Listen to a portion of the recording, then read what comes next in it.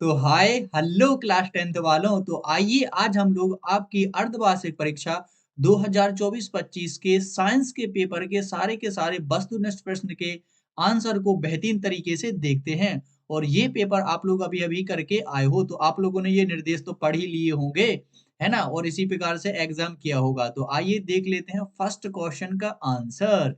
तो यहाँ पर हमारा भैया फर्स्ट क्वेश्चन था, सही विकल्प चुन करके उत्तर लिखिए। तो आप लोगों को सही विकल्प चुनना था, फिर आंसर लिखना था। अरे ये तो मुझे पता है सर, जल्दी जल्दी आंसर बताओ। अरे बताता हूँ, थोड़ा ठहरो, है ना, पेपर में कर ही आए हो ना, अब थोड़ा ठहरो, बताता हूँ, ठीक है। तो फर्स्ट वाले में हमारे ये 6 क्वेश्चन होते हैं, ठीक है। तो पहला क्वेश्चन है, किस पदार्थ के विलयन का उपयोग सफेदी करने के लिए होता है? सफेदी करने मतलब दीवालों पर अपन लोग सफेदी करते हैं, तो वो कौन सा विलयन है जिसका उपयोग हम लोग करते हैं? तो वो है भैया बुझा हुआ चूना, CaOH का होल ट्वाइस, बुझा हुआ चूना, जिसको हम दीपावली पर सबसे ज्यादा पुताई करते हैं ना चूने से, बुझे हुए चूने से। तो इसका सही आंसर हो जाएगा CaOH का होल ट्वाइस, बुझा हुआ चूना। अगला है, एथेनॉल कार्बनिक यौगिक का प्रक्रियात्मक समूह क्या है? तो ये है भैया एल्कोहल। क्या है? एल्कोहल। और एल्कोहल को ऐसा OH करके लिख देते हैं, वन बॉन्ड OH। तो दूसरे का सही आंसर हो जाएगा एल्कोहल, ठीक है। अब आप लोग देखते जाइए कि आप लोगों ने कौन सा लगाया। पराग कण पाए जाते हैं, तो भैया ये तो पुंकेसर में पाए जाते हैं, ये तो सभी को पता है। ये पुष्प में पुरुष वाला भाग होता है जहां पर पराग कण पाए जाते हैं, ठीक है। चलिए देख लेते हैं अगला, मानव में कितने जोड़ी लैंगिक गुणसूत्र पाए जाते हैं? तो वैसे तो गुणसूत्रों की संख्या हमारे यहाँ पर मानव में 24 जोड़े होते हैं, लेकिन 23 जोड़े होते हैं, वे समान होते हैं, लेकिन उनमें से एक जोड़ा जो होता है वो लैंगिक गुणसूत्र होता है, यानी कि एक जोड़ा इसका सही आंसर हो जाएगा। कितने जोड़ी पाए जाते हैं? एक जोड़ी। जैसे हम जूता चप्पल एक ही जोड़ी पहनते हैं ना एक बार में, तो ऐसे ही मानव में जो लैंगिक गुणसूत्र होते हैं वो एक जोड़ी पाए जाते हैं, ठीक है। आकाश के नीले रंग का कारण क्या है? तो भैया ये है प्रकाश का विकिरण, स्कैटरिंग ऑफ लाइट, प्रकाश का विकिरण, ठीक है। और क्वेश्चन नंबर है हमारा छठवां, प्रतिरोध का मात्रक, ये भैया ओम। और ओम का यदि हम लोग संकेत देखें तो वो कुछ इस प्रकार से होता है, ठीक है।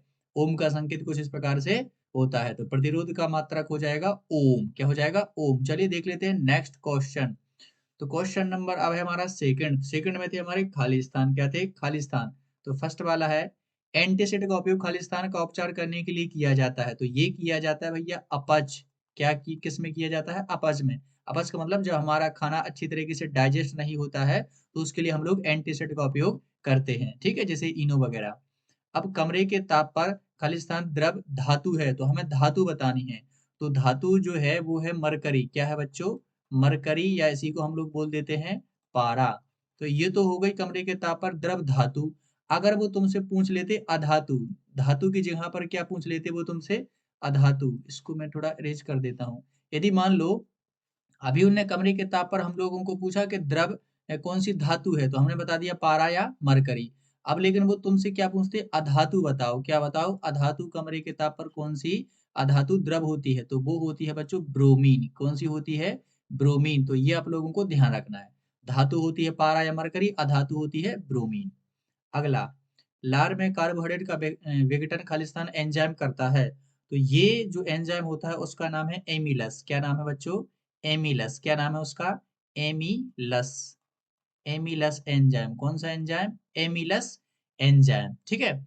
अगला, के अणुओं में आनुवंशिक गुणों का संदेश होता है। तो ये हमारे गुणसूत्र के अणुओं में आनुवंशिक गुणों का संदेश होता है, तो इसका सही आंसर हो जाएगा गुणसूत्रों। गुणसूत्रों के अणुओं, गुणसूत्र के अणु क्या होते हैं? जैसे DNA। तो गुणसूत्र के अणुओं में आनुवंशिक गुणों का संदेश होता है। गोलीय दर्पण की फोकस दूरी उसकी वक्रता त्रिज्या की कितनी होती है? तो वक्रता त्रिज्या की होती है भाई साहब आधी। कितनी होती है? आधी। क्योंकि F बराबर फॉर्मूला होता है R/2। ये गोलीय दर्पण की फोकस दूरी है, ये वक्रता त्रिज्या है, ठीक है। तो F बराबर होता है R/2। तो फोकस दूरी वक्रता त्रिज्या की कितनी है? आधी, ठीक है, बटे 2 मतलब आधी। अगला क्वेश्चन क्या था हमारा? क्वेश्चन नंबर छठवां, धातु को केरोसिन में डुबोकर रखा जाता है। तो धातु मतलब एक ही बताना था, तो इसका सही आंसर हो जाएगा सोडियम। क्या हो जाएगा? सोडियम, ठीक है, यानी कि Na। तो इस धातु को हम लोग केरोसिन में डुबोकर रखते हैं। इसके अलावा और कौन कौन सी धातुएं हैं? तो इसके अलावा हम लोग कौन सी धातु को केरोसिन में डुबोकर रखते हैं? तो वो है हमारी पोटेशियम। क्या है? पोटेशियम, ठीक है। अरे टी लिख दिया। पोटेशियम कौन सी धातु है? Potassium, potassium. और कौन सी धातु है? तो और है हमारी लिथियम। कौन सी धातु है?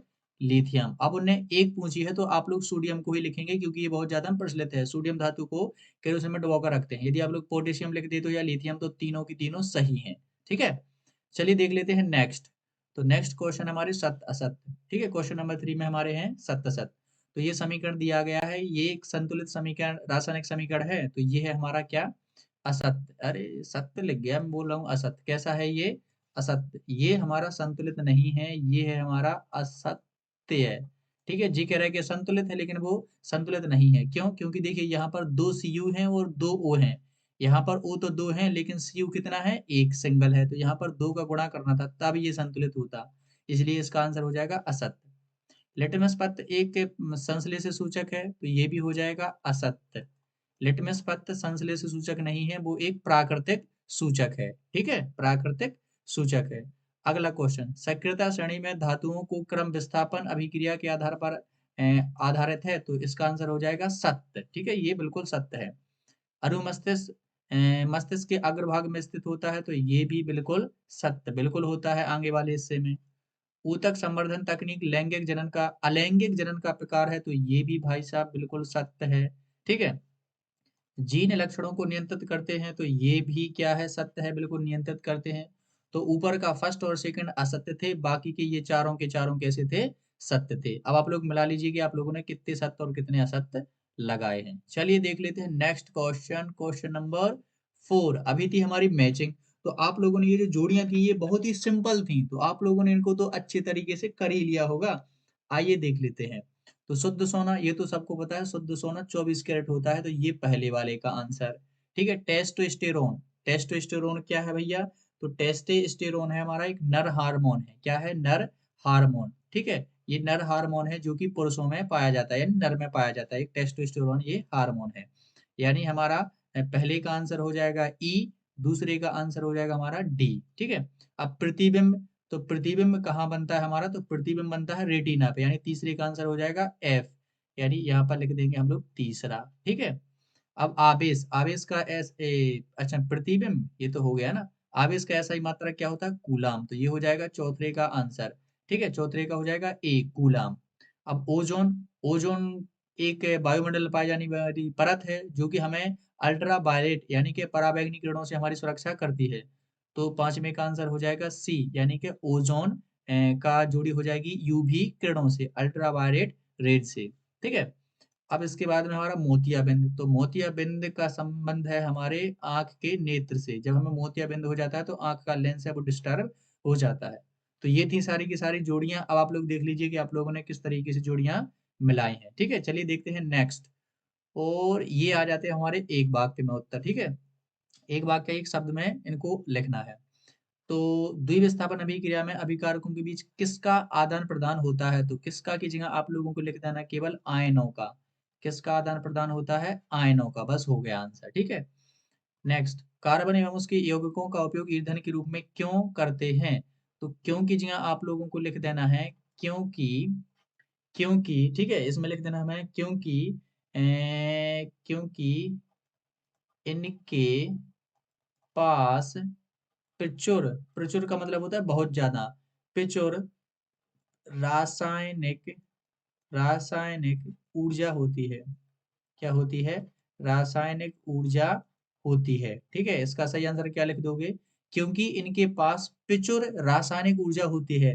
यानी कि जो कार्बन और उसके यौगिक का उपयोग ईंधन में करते हैं क्योंकि इनके पास में बहुत सारी रासायनिक ऊर्जा होती है, जैसे कोयला, पेट्रोलियम, है ना, डीजल, ये सारे के सारे कार्बन उसके यौगिक हैं।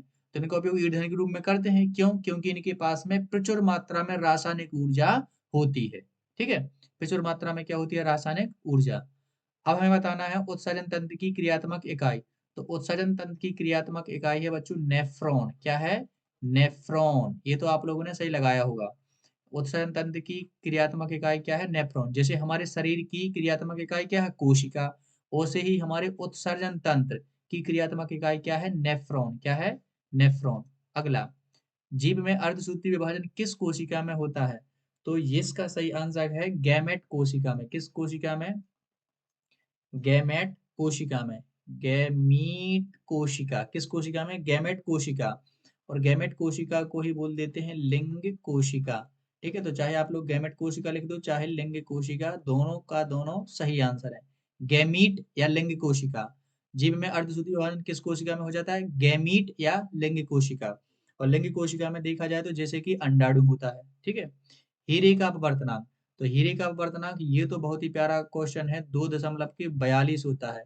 2.42 मतलब 2.42। ठीक है, ये तो आप लोगों ने किया ही होगा। 2.42 ये क्या होता है? हीरे का अपवर्तनांक। ठीक है। विद्युत ऊर्जा का व्यापारिक मात्रा क्या है? तो विद्युत ऊर्जा का व्यापारिक मात्रा क्या भाई साहब? किलोवाट घंटा। क्या है? किलोवाट घंटा। ये विद्युत ऊर्जा का व्यवहारिक मात्रक है, KWH, किलोवाट घंटा। तो ये रहे सारे के सारे एक वाक्य में उत्तर। अब इसके बाद में क्या है? इसके बाद में ये दो दो नंबर वाले थे, ये तो आप लोगों ने बहुत ही बेहतरीन तरीके से कर लिए होंगे, क्योंकि ये तो आपके सारे के सारे फेयर में भी लिखे हुए हैं ना, ये तो सारे के सारे फोड़ दिए होंगे आप लोगों ने। ठीक है, तो ये थे सारे के सारे वस्तुनिष्ठ प्रश्नों के उत्तर। यदि आप लोग चाहते हैं कि मैं पूरा पेपर का सॉल्यूशन बनाऊं तो मुझे कमेंट कीजिए, मैं बना के बता दूंगा। ठीक है, और मैं मिलता हूँ नेक्स्ट वीडियो में। ठीक है, तब तक के लिए आप लोग बेहतरीन तरीके से पढ़ाई करते रहिए और मिला लीजिए कि आप लोगों ने कितने सही किए। तो चलिए पढ़ाई कीजिए, और हाँ, पढ़ने के साथ साथ खेलते भी रहिए और मस्ती भी करते रहिए।